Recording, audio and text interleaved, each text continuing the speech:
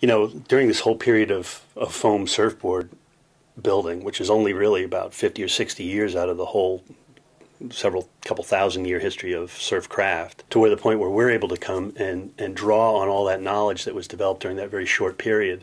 So we think of it not like revolution, but more like a re-evolution. We're going back to sort of that beginning point where boards were still made out of wood.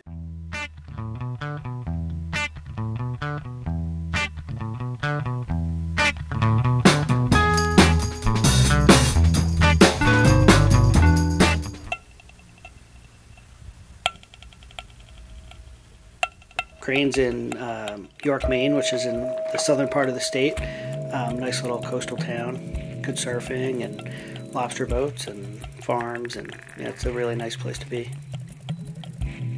The birth of Grain Surfboards was caused by, we actually had a story written about us in a local magazine called N East. You know, at the time I think we still only had built 3 boards. That story was due to come out on a Sunday, and the Monday previous, Clark Foam closed its door. You know, that story obviously was all over the news that Clark Foam went out of business, and lots of talk about environmental impacts and, you know, EPA violations. And all of a sudden here was the story on a couple guys building these hand-built wooden boards in Maine, and the Associated Press. It was all just amazing timing. The story came out, and instead of just being regional, the Associated Press picked it up all over the world.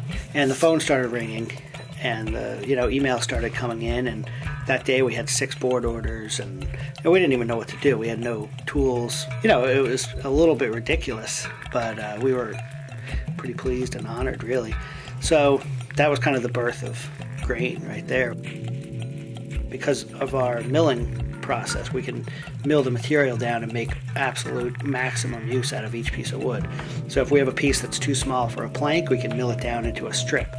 If we have a piece that's too small for a rail strip, we can mill it down for nose blocking. But it's a combination of this amazing technology. At that point, technology ends and everything is done by hand.